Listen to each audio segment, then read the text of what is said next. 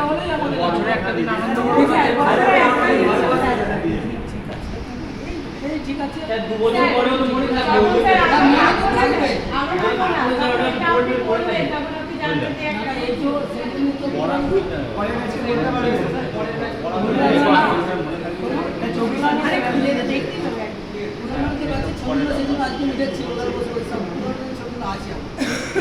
শিলিগুড়ির ছবি